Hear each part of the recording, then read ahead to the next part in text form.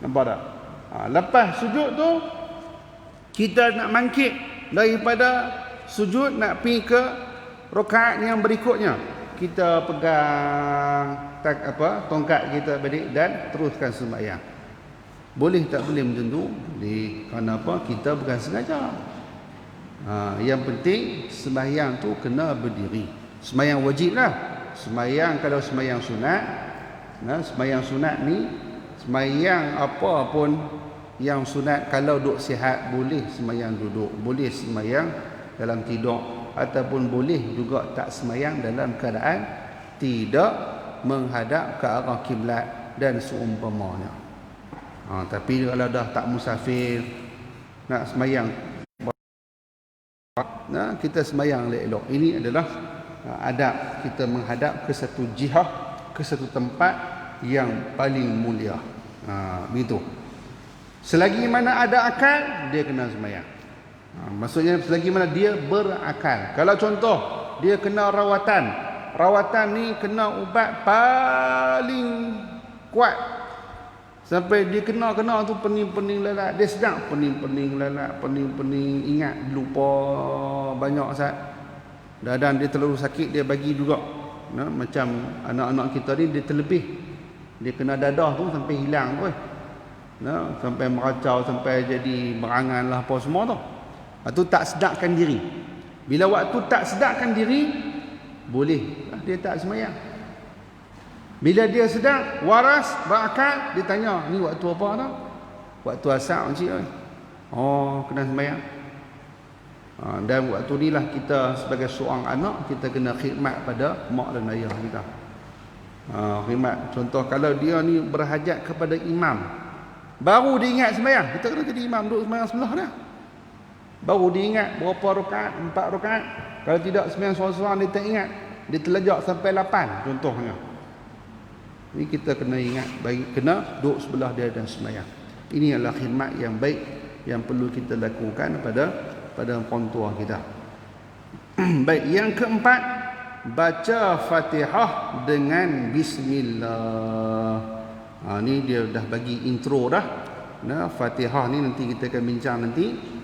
Bismillahirrahmanirrahim itu adalah sebahagian daripada ayat di dalam surah Al-Fatihah. Wajib dibaca. Wajib dibaca. Maksudnya baca ni kadang-kadang ada baca pelan, ada baca kuat. Yang penting baca. Macam imam-imam. Bagi mereka yang kita dengar imam-imam luar yang tak baca bismillah, mereka baca. Lepas tu kita duk tiru mereka. Jadi itu imam nak tunjuk kemas, baru balik Mekah kot. Dia kata baru balik Mekah ni tak apa tu haji, mai dah sembahyang jadi imam sat. Dia pun alhamdulillahi rabbil alamin. Nampak Mekah tu oi. Dia kata tapi sembahyang tak sah. Sebab apa tak sah? Tak sebut bismillah. Tu imam ni yang di Mekah tu dia pun baca bismillah pelan-pelan. Bismillahirrahmanirrahim. Dia pun pederah alhamdulillah rabbil alamin. Kita pederah alhamdulillah tu yang bismillah tak ada. Mayang batai. Sebab apa batai? Tak cukup ayat dalam surah Fatihah. Sebab apa? Surah Fatihah tu rukun qauli bagi sembahyang. Jadi kena baca bismillah. Yang kelima, rukuk berserta tumakninah. Rukuk berserta tumakninah. Tumakninah ni duduk sebentar dengan kadar subhanallah. Dan keenam, i'tidal. I'tidal iaitu bangkit daripada rukuk. Ketujuh, sujud.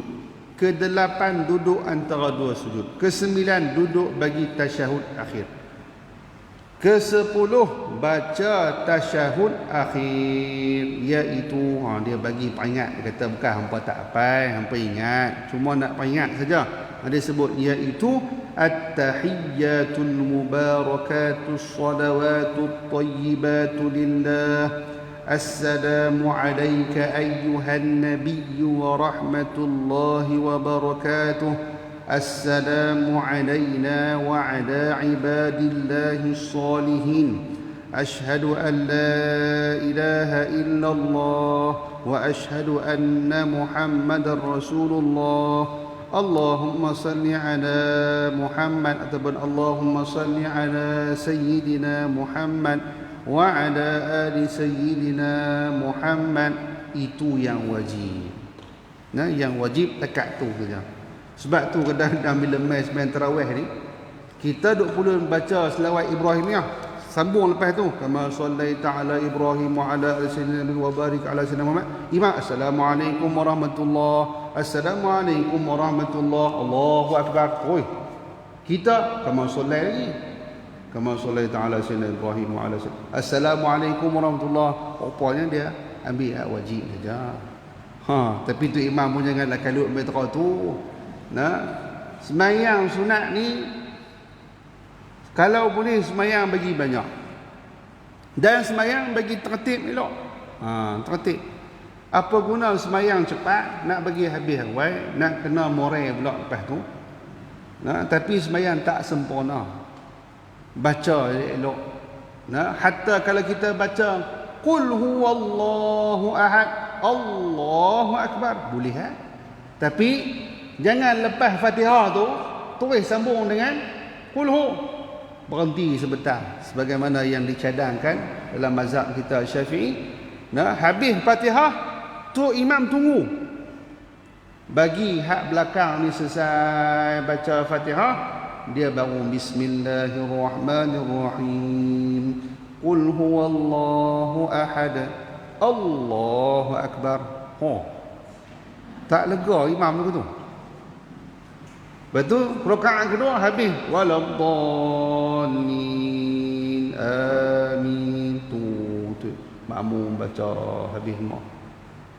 Dia pun Allahu samad, Allahu akbar. 4 rakaat baru habis satu surah. Tapi nampak macam lanjut. Tapi semayang laju. Nampak? Semayang laju, dia nampak cukup tamak ninah dah. Dah nak cepat sangat. Tapi jangan berebut. Bila cepat tu dalam keadaan kita tunaikan yang sunat, dan kita tunaikan apa yang dituntut, yang Nabi tak pernah tinggal. Nah, ada doa yang warid sebelum bagi salam, selepas bagi tahiyat, baca tahiyat habis, ada doa yang warid daripada Rasulullah. Nak minta berlindung daripada 4 perkara. Allahumma inni a'udzubika min azabil qalb, wa a'udzubika min fitnatil masiihid dajjal, wa a'udzubika min fitnatil mahya wal mamat. Allahumma inni a'udzubika minal ma'sami wal maghrab. Minta 4 perkara tu. Itu adalah yang warid yang Nabi tak pernah tinggal dalam sembahyang dia. Minta doa, ya Allah, minta lindung daripada azab kubur, minta lindung daripada tipu daya dajjal ataupun fitnah dajjal, minta lindung daripada fitnah hidup dan mati, minta lindung daripada ma'sami wal maghram, itulah kita buat benda-benda yang dosa dan juga kita dalam keadaan yang berhutang ataupun berduka cita dan bergantung pada orang. Ni Nabi doa selalu. Macam-macam riwayat lah, pelbagai riwayat, tapi yang pentingnya ada 4 perkara yang diminta oleh Rasulullah SAW. Kita baca bagi elok. Ini adalah yang sepatutnya dah kita buat dengan keadaan yang beralui elok, hatta semayang tarawih sekalipun.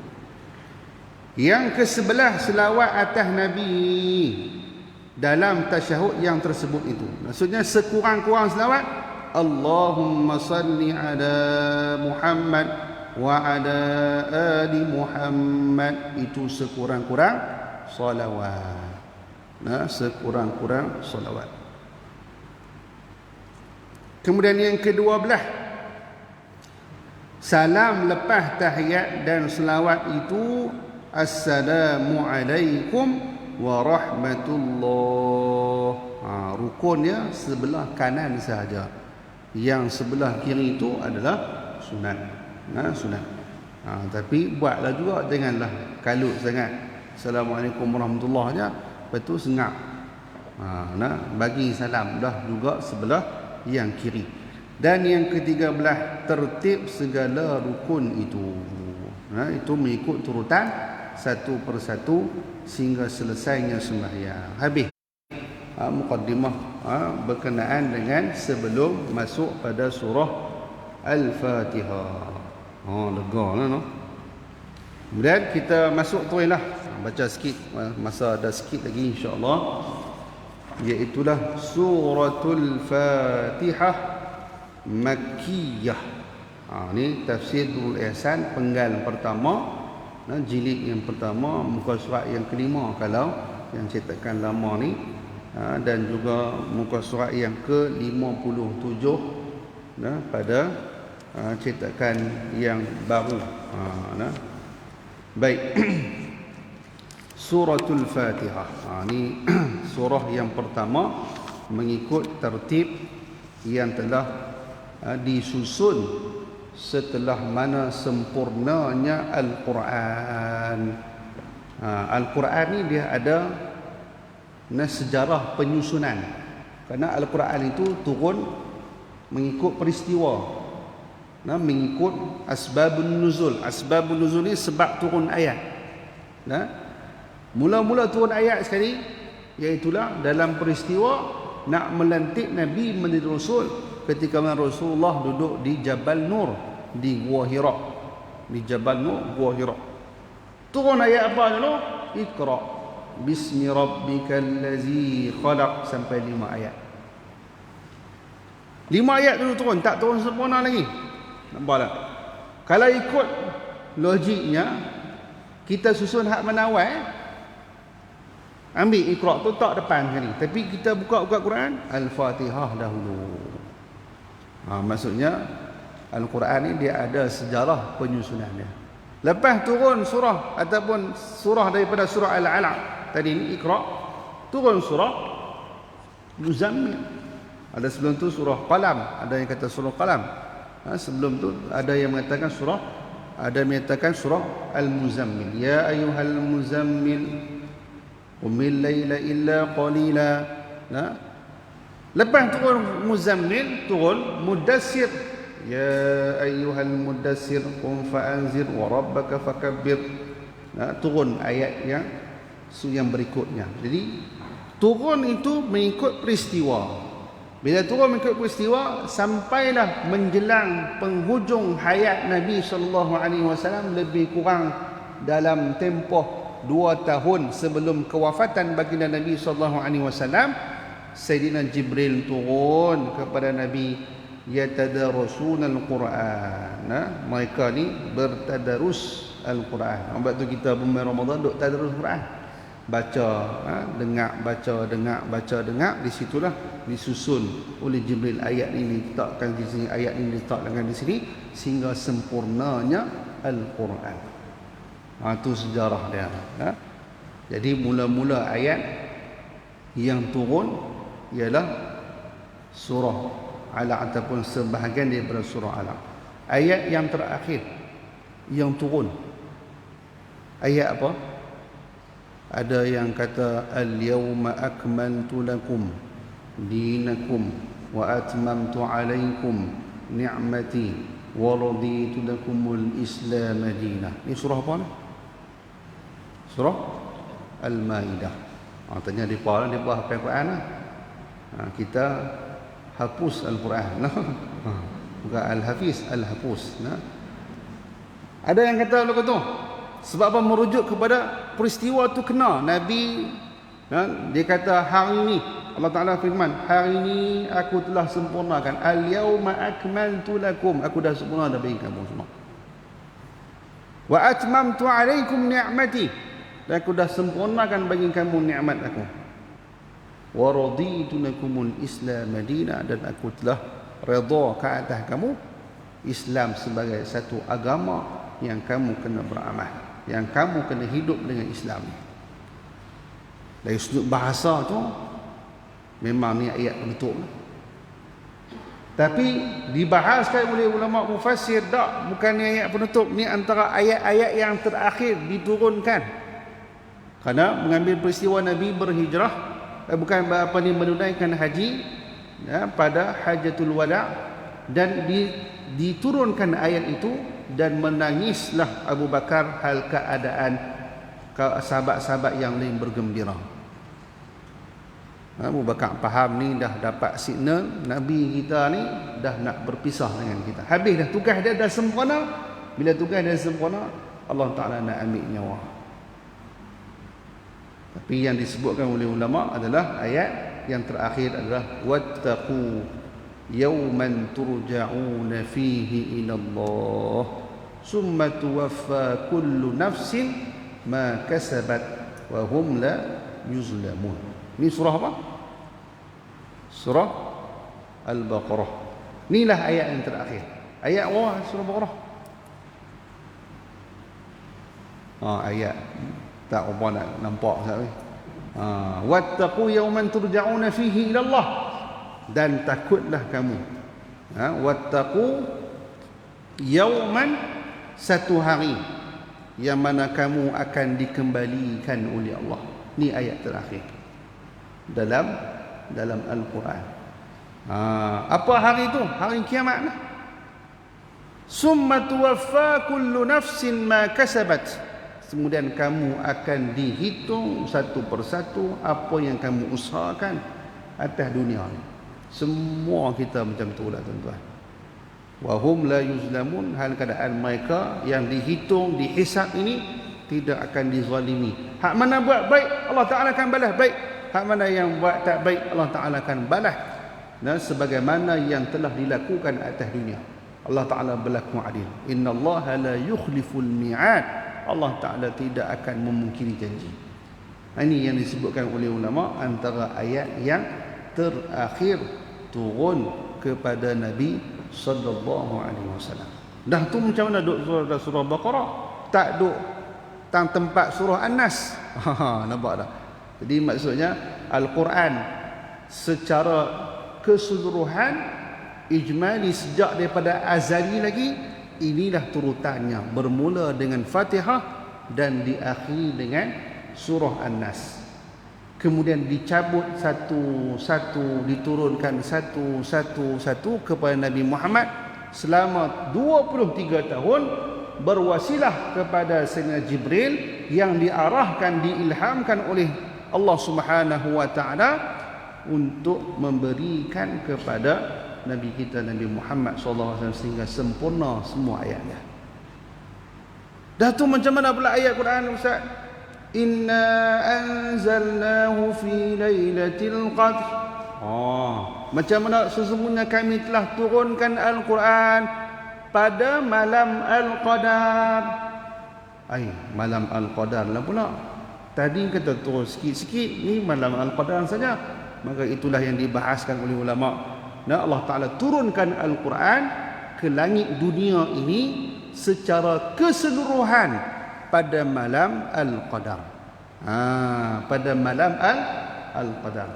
Daripada langit dunia itulah diperintahnya Jibril untuk turun satu persatu, sedikit demi sedikit, sehingga sempurnanya Al-Quran. Jadi betul juga ayat Quran tu. Turun pada malam Al-Qadar. Itulah dimuliakan malam itu. Siapa-siapa yang beribadah pada malam itu digandakan oleh Allah sebanyak 1000 bulan. Kenapa? Ada kaitannya dengan penurunan Al-Quran. Masya Allah, hebat lah. Baik. Habis itu pengenalan ringkas berkenaan dengan ayat yang pertama kita nak baca ataupun surah yang pertama. Suratul Fatihah Makkiyah. Surah Fatihah disebut selalu di hujung tu Makkiyah, iaitulah turun di Mekah. Surah ni turun di Mekah.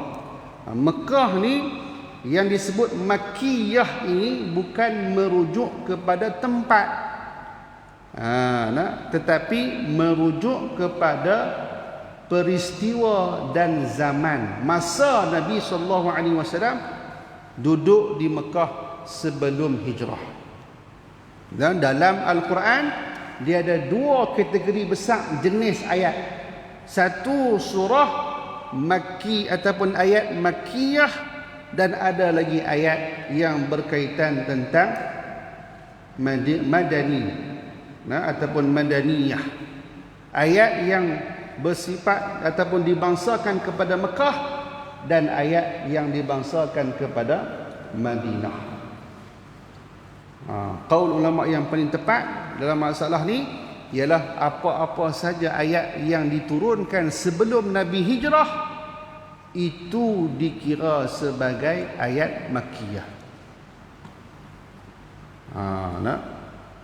Ma nuzila qabla al-hijrah Makkiyah. Apa saja yang diturunkan oleh Allah sebelum Nabi hijrah itu dikira sebagai ayat Mekah walaupun Nabi tak duduk di Mekah. Contoh, walaupun duduk di Madinah ke waktu tu, walaupun duduk di mana, tapi Nabi tak hijrah lagi. Tapi Nabi tak pilih Madinah lagi sebelum Nabi hijrah. Maka dikatakan ayat Makkiyah. Dan ayat Madinah ni apa? Ayat yang diturunkan selepas Nabi hijrah walaupun Nabi duduk di luar Madinah. Sebagai contoh apa? Ayat al-yawma akmaltu lakum dinakum wa atmamtu alaikum dini. Ayat itu diturunkan di Mekah saat Nabi buat haji perpisahan, tapi berlaku selepas Nabi hijrah. Walaupun turun di Mekah, dia dikatakan ayat Madaniyah. Ayat berkaitan dengan Madani, ayat Madinah. Ini adalah apa yang telah diputuskan oleh para alim ulama berkenaan dengan istilah Makkiyah dan Madaniyah. Boleh tak kata tu? Makki ni tak dalam lagi ni baru sikit-sikit je. Baru orang cerita lepas, baru orang tanya lepas ni kita tahu apa maksud Makkiyah dan apa maksud Madaniyah. Okey, selesai. Kata musannif rahimahullahu ta'ala 7 ayat. Ayat ni 7 ayat dengan termasuklah Bismillahirrahmanirrahim. Alhamdulillahi Rabbil Alamin. Itulah sebagaimana yang kita kata bukti yang paling jelas. Kita buka Al-Quran, lepas Bismillahirrahmanirrahim dia tulis nombor 1. Nombor 1 tu maksudnya itulah menunjukkan bahawa surah Al-Fatihah ini ayat dia yang pertama adalah Bismillahirrahmanirrahim. Itu bukti yang paling mudah kita nak cam kata itu adalah ayat termasuk dalam surah. Kalau surah berikutnya tulis bismillah juga, tapi tak ada nombor. Bila tak ada nombor, itu bukan daripada ayat Al-Quran ataupun bukan ayat daripada surah tersebut. Dia ayat Quran tapi bukan daripada surah tersebut. Baik, surah Mekah ni ataupun surah Al-Fatihah ini, walaupun dikatakan oleh ulama yang disebutkan oleh musannif ini ayat Mekah, tapi ada juga ulama berbeza-beza pandangan menyatakan ayat ini juga adalah ayat Madinah. Ada yang berpandangan menyatakan bahawa ayat ini diturunkan sebanyak 2 kali. Sekali di Mekah waktu difardukan solat, dan satu lagi diturunkan di Madinah apabila berlakunya peristiwa perubahan kiblat, turun lagi separuh. Ini adalah salah satu daripada sebahagian para alim ulama. Cuma ditahqiqkan oleh Imam Al-Qurtubi rahimahullahu ta'ala. Kalau kita buka tafsir ayatul ahkam Imam Qurtubi ini, dia sebut ajma'atil ummah anna al-Fatihah anna fatihatal kitab 7 ayat illa ma rawa ajma'atil ummah. Ini bukan dah. Bukan. Ini ayat. Tapi disebutkan oleh Imam Al-Qurtubi berdasarkan dalil. Dalilnya apa? Dalil dia berdasarkan ayat Al-Quran yang menyatakan dalam surah Al-Hijr ayat yang ke-87 dia sebut, Allah Ta'ala sebut walaqad atainaka sab'an kasab'an minal masani wal Qur'anil azim. Itu dalam surah Al-Hijr ayat yang ke-87. Ayat ini cerita apa? Dan sesungguhnya telah diturunkan kepada engkau wahai Muhammad sab'an minal mathani. Apa dia? 7 ayat daripada mathani yang diulang-ulang. Apa dia sab'an minal mathani? Iaitulah surah Fatihah. Wal Qur'anil azim, dan diturunkan pada engkau juga Al-Quran yang agung. Adakah Fatihah bukan Quran? Fatihah pun Quran juga. Tapi sebab apa sebut dua? Sab'an minal masani wal Qur'anil azim. Sebab apa? Disebabkan menunjukkan kemuliaan surah Fatihah. Disebut tu bukanlah dia tak termasuk dalam Quran, tapi disebut 2 kali. Sebut sab'an minal masani surah Fatihah wal Qur'anil azim. Sebut 2 tu menampakkan bahawa surah Fatihah ni surah yang agung, surah yang hebat. Dan ijma' ulama menyatakan bahawa surah Al-Hijr ni adalah Makkiyah. Ayat ni turun di Mekah. Kalau ayat ni turun di Mekah, dicerita sesungguhnya telah diturunkan kepada engkau wahai Muhammad sab'an minal masani, itu surah Fatihah yang datang dengan sirah madhi yang telah lalu. Maksudnya surah Fatihah turun dulu sebelum ayat ni. Dah kata ayat ni surah Mekah, sudah pastilah surah Fatihah tu pun surah Mekah juga. Tu menunjukkan bahawa surah ni memang surah Al-Makkiyah. Dan kata Imam Qurtubi lagi, ajma'atil ummah ala anna Fatihatul Kitab 7 ayat. Ijma' ulama menyatakan bahawa ayat ini ataupun surah Fatihah ni sebanyak 7 ayat. Walaupun ada yang kata 6, ada yang kata sampai 8. Itu pandangan-pandangan yang syaz, pandangan-pandangan yang yang janggal, yang tidaklah yang lemahlah pandangan itu. Selesai. Dan bukti juga surah ni surah Fatihah sebagaimana Nabi sebut dalam satu hadis, la salata liman lam yaqra bi Fatihatil Kitab. Tidak dikira sembahyang, tidak dikira seorang tu bersembahyang melainkan dengan membaca Fatihah. Bila difardukan sembahyang? Sebelum Nabi hijrah lagi. Dalam peristiwa Isra' Mi'raj, 3 tahun lebih kurang sebelum Nabi berhijrah, sudah pun difardukan sembahyang. Kan kita bila mai beli musim Isra' Mi'raj, kita cerita pasal itu. Maksudnya Fatihah pun turun sekali lah dengan kefarduan kita solat. Tu cerita dia. Ini panjang juga, no? Payah dapat tu guru hak jenis nak cerita ni. Kalau nak cerita banyaklah sikit, nah. Tapi kalau saya tak cerita, saya tak puas, nah. Betul ni depa ni faham tak faham tu tau. Nah. Tapi takut terlebih faham, oi banyak sangat dah ni. Kita nak masuk sikit lagi. Nama-nama surah Fatihah. Banyak nama. Nah, kaedah sebut, nah, iza kasural, nah, asma'i tadullu ala syarafil musamma. Kaedah sebut bila menunjukkan banyaknya nama menandakan bahawa mulianya sesuatu perkara itu. Antaranya surah Fatihah. Surah Fatihah ni banyak nama-nama dia. Antara yang masyhur kita baca ni Fatihah lah. Ni yang kita dah duk baca selalu, itulah Fatihatul Kitab. Pembukaan kepada kitab. Dan ataupun nama dia yang selalu kita baca yang disebutkan oleh musannif Fatihah. Kita pun kalau contoh nak buat tahlil Al-Fatihah, itu nama yang selalu digunakan pakai oleh kita masyarakat umum. Ataupun dinamakan dengan Ummul Quran. Ummul Quran itu juga nama surah Fatihah.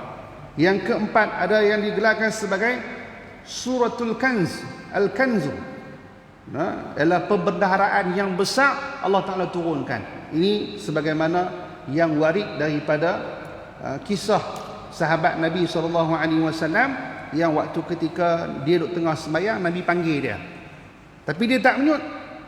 Dia duduk semayang. Lepas tu habis semayang, dia pun pergi jumpa Nabi. Nah, ya Rasulullah, tadi kamu panggil saya ke? Ha lah, aku panggil awak tak menyut. Dia kata, saya duduk tengah semayang. Tak, ni panggilan aku. Kamu duduk tengah semayang sunat pun aku panggil hang kena menyut. Nampak tak? Kalau semayang wajib lain lah. Kemudian Nabi pun pegang badan dia atau pegang bahu dia. Kata, maukah kamu aku nak ajarkan kepada kamu satu ayat yang besar nilainya di sisi Allah Subhanahu Wa Taala. Kemudian dia kata mau. Kata kalau mau, sat lagi aku beritahu. Sat lagi aku akan maklumkan kepada kamu selepas kita nak keluar nanti. Nabi pun teruslah bayang lah apa semua, ambil badah lah apa semua. Nak keluar sampai pintu tu, sahabat tadi mai tanya balik, ya Rasulullah, bukankah tadi nak beritahu kah ada ayat apa yang besar, yang agung di sisi Allah Subhanahu Wa Taala nak beritahu? Kamu tak beritahu lagi.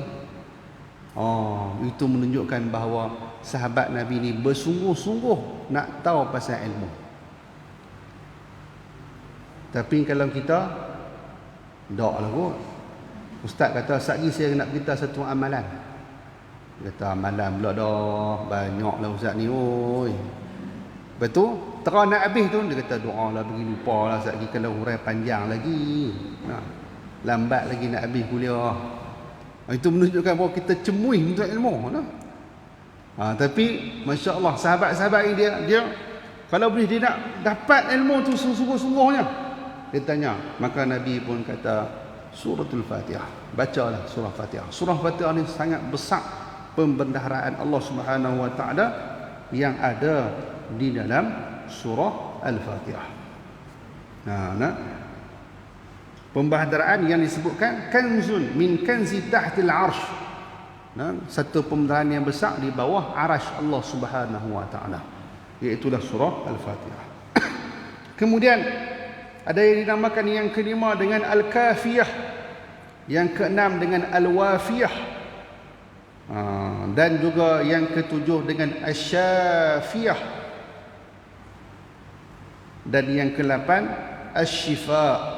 Asy-Syifa ni maksudnya penyembuh. Surah Fatihah penyembuh. Kita sakit-sakit kepala baca Fatihah. Benda ni warid daripada hadis, kisah sahabat Nabi yang dia pergi bermusafir. Satu kumpulan sahabat Nabi bermusafir pergi ke satu tempat dan mereka minta untuk menjadi tetamu. Itu adalah gaya orang dulu bermusafir. Orang dulu bermusafir teruk. Dia kena usung bekalan makanan, dia kena bawa ayak, dia kena bawa peralatan masak, kayu api nak masak. Macam mana kalau kayu api tak ada? Bukan ada R&R boleh singgah tepi-tepi jalan. Tak ada.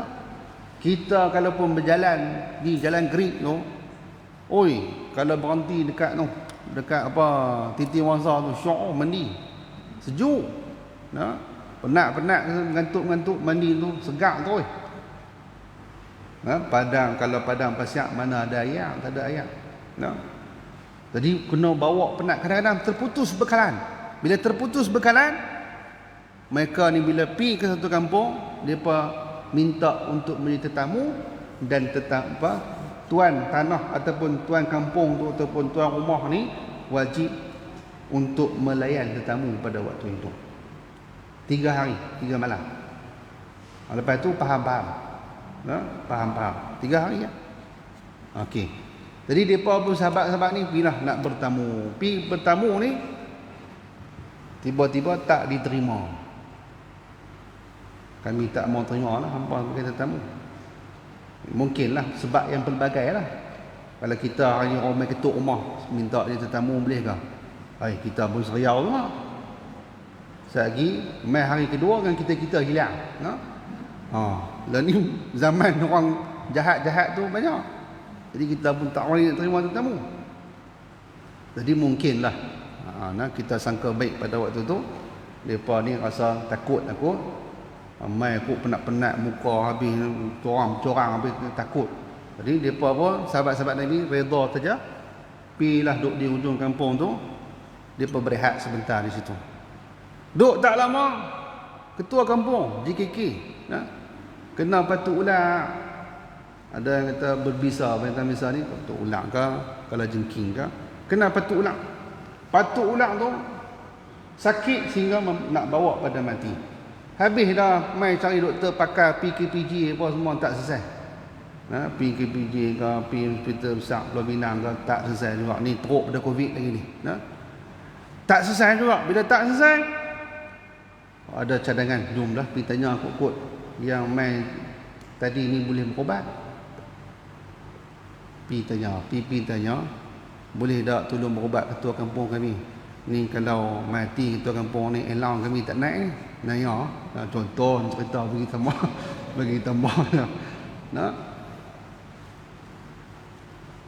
sahabat Nabi ni mengaku boleh nak berubat, boleh, tak ada masalah. Cumanya ada syarat lah, ada pengerah. Ada pengerah pula. Kita dengar-dengar pengerah kata untuk bomoh ni tak betul. Ustaz ni tak betul, ustaz ni ada pengerah pula. Dia buka kelas pengajian bahasa Arab, betul. Ada yuran lah bulanan, berapa ringgit? RM10. Ustaz tu tak betul. Apa mengajar agama RM10. Betul, hampir tuition matematik lagi teruk. Pi masak, belajar masak je berapa ringgit kena bayar? Betul, bila ustaz ajak Fatihah cas RM10, dia marah ustaz. Apa ustaz tak ikhlas? Hang tahu mana ustaz tak ikhlas? Itu masalah. Kita ada pengerah dia apa? Apa yang hangpa boleh bagi? Kami ada lah. Kambing. Kalau macam tu pengerah dia, kambing 40 ekor. Tu dia 40 ekor terus. 40 ekor. Itu riwayat ada kambing lah. Ada yang sebut kambing saja, ada yang kata kambing 40 ekor. Atau bolehlah kalau betul tak apalah, yang penting ketua kami sihat balik. Sahabat Nabi pun pergi baca, buih-buih ayat baca. Terus segak. Bangkit elok je. Kemas elok. Dapatlah habuan 40 ekor kambing. Daripada tadi hampa patut korban seekor kambing je, ni hampa kena korban 40 ekor terus. Ambil hampa, kedekut sangat. Jadi kedekut ni orang tak untung pun. Kalau kita memberi, kita bagi, Allah Ta'ala tambah lagi. Tapi bila kita kedekut, duk simpan, duk pekuk, tiba-tiba sampai tu masa kena keluar semua terus. Tak ada apalah. Duk fikir dulu aku sedekah semua pun tak apa. Ni dapat ke orang lain. Contoh macam skamer kan. Duk simpan duit banyak, 60,000, 70,000. Tiba-tiba skamer telefon. Kita pun ketak-ketak transfer semua 60,000 dalam akaun dia. Hak dulu boleh juga duk sedekah RM1, RM2 apa semua ni, bayar zakat contoh, tak bayar, tiba-tiba sekali habis 60,000. Kena gempak dengan skamer. Tak tahu betul tak betul. Habis semua dah transfer, baru tepuk dahi. Awaklah aku bengong sangat pergi transfer duit semua. Walhal masa ada duit tu kedekut. Tu kadang-kadang ujian Allah Ta'ala bagi. Dalam duk seronok dapat 40 ekor kami ni, sama-sama sahabat kata, Nabi ni ajak kita Quran tak pernah minta upah pun. Kita baru baca beberapa ayat saja, dah kita minta upah 40 ekor lah. Kata, tak boleh jadi. Siapa tak boleh sentuh 40 ekor tu? Usung buat balik Madinah tu. Buat balik, mana tanya, ya Rasulullah, cerita ada sekian, macam mana bolehkah kami ni ambil upah berdasarkan bacaan kami tadi ni? Nabi tak jawab. Nabi tanya, ada lagi tak kami? Maksudnya boleh lah. Nabi tanya, ada tak kambing yang pernah mengikat ku sikit? Tu dia menunjukkan bahawa boleh meminta upah di atas bacaan ayat Al-Quran tadi. Maka apa yang dibaca oleh sahabat Nabi ni? Sahabat Nabi baca Fatihah je. Fatihah je. Ni nak abang kata yakinnya dengan ayat Quran, yakinnya dengan surah yang diturunkan ini, dengan namanya salah satunya Asy-Syafiyah, baca sembuh daripada penyakit yang daripada binatang berbisa. Kita hari ini walaupun yakin Patuk Ulang kita dok baca Fatihah lagi, mati tang tu juga. Kita Fatihah tu kadang-kadang tak yakin. Jadi Fatihah juga, tapi kena usung pergi hospital juga. Yang tu sebagai backup. Kenapa kita pun tak tahu sama ada doa kita ni dimakbulkan ataupun tidak. Jadi banyaklah ada yang dihimpunkan oleh ulama sampai 20 nama. Jadi 20 nama ni banyak sangatlah. Ya, saya sebut sebahagiannya yang boleh kita ambil manfaat, antaranya adalah asy-syifa ataupun asy-syafiyah tadi. Baik, habis. Pukul 11 lah. Allahuakbar. Baru baca 2 ayat tak ada terjemahnya. Bismillahirrahmanirrahim. Alhamdulillahi rabbil alamin. Wallahu a'lam. Jadi kita sambung bulan depan minggu depan insya-Allah. Pada ayat pertama. Jadi saja nak bagi bukan bagi lambat, sebab ada lagi yang tak memiliki kitab tu. Nanti insya-Allah minggu depan kita cuba usaha dapatkan kitab. Jadi boleh kita ambil manfaat membaca surah Al-Fatihah, ayat yang kita akan baca pada minggu hadapan insya-Allah. Wallahu a'lam. Dan kesempatan saya ambil masa ini adalah untuk meneruskan tuan-tuan yang ingin membeli kitab, insya-Allah di kaunter belakang tu nanti boleh maklumkan nak kitab apa, kitab hadis 40 Imam Nawawi ataupun kitab tafsir kita lah. Kita jual dengan harga RM17. Dan juga insya-Allah kita meneruskan wakaf interlocking kita yang kita sedang jalankan untuk bagi bina dataran anak-anak kita. Satu bata tu RM3 insya-Allah. Siapa yang berminat nak berwakaf di atas nama kita ataupun nama arwah, bolehlah untuk berbuat demikian insya-Allah. Dan kita juga terus menerus untuk promote tabung dana pendidikan. Dana pendidikan ni dia ada dua. Satu, kita boleh taja pelajar-pelajar kita. Contoh, dia bayar yuran sekian-sekian harga, kita nak bagi RM50, kita nak bagi sebulan RM100 dan seumpamanya. Boleh juga taja itu kita masukkan dengan program anak angkat. Dan ataupun dengan manfaat yang lebih umum, kita sumbanglah sebanyak mana pun. Kita akan beli kitab cuma pada anak-anak kita. Contoh kitab Tafsir Nurul Ihsan ni kita bagi cuma kat depa. Depa mengaji, depa kena catat lah. Kita mengaji tengok kitab lah. Tak tahu ketahuan tak ketahuan kan. Jadi depa satgi kita semak balik, catat tak catat dan sebagainya. Jadi manfaat tu berpanjangan. Jadi itulah yang kita sangat galakkan pada tuan-tuan untuk kita menyumbang kepada tabung pendidikan di atas maksud membantu anak-anak pelajar. Jadi pelajar ni yang baki macam mana Ustaz? Yang baki cara lain lah, sebab mereka tak habis lagi hafal Quran. Ni yang semua dah habis hafal Quran, mereka duduk mengaji dan menghafal matan dan mengaji akademik, dan ada yang dah ambil SPM. InsyaAllah pada tahun ni 3 orang anak kita yang akan ambil SPM. Jadi semua tu adalah membantu mereka, meringankan beban mereka untuk belajar sampai mereka ni boleh ilmu-ilmu yang tertentu. Dan adapun tabung pendidikan yang baki pelajar, beli Al-Quran pada anak-anak kita yang nak hafal Quran, beli rehan dan seumpamanya, membantu. Ini yang kita maksudkan dengan tabung pendidikan insya-Allah. Dan untuk akhirnya di belakang sana ada jualan penghabisan stok katanya. Tak tahulah depa kata beli satu dapat 10 ke, wallahu a'lam. Boleh tengoklah di belakang sana insya-Allah. Wallahu a'lam. Assalamualaikum warahmatullahi wabarakatuh. Bismillahirrahmanirrahim. Alhamdulillahirabbil alamin. Hamdan yuwafi ni'amahu wa yukafi'u mazidah. Ya rabbana lakal hamdu kama yanbaghi li jalali wajhika wa 'azimi sultanik. Allahumma faqihna fid din wa 'allimna ta'wil. Allahumma hdina wahdi qaumana fa innana la na'lamun. ربنا آتنا في الدنيا حسنة وفي الآخرة حسنة وقنا عذاب النار. صلى الله على سيدنا محمد وعلى آله وصحبه وبارك وسلم والحمد لله رب العالمين.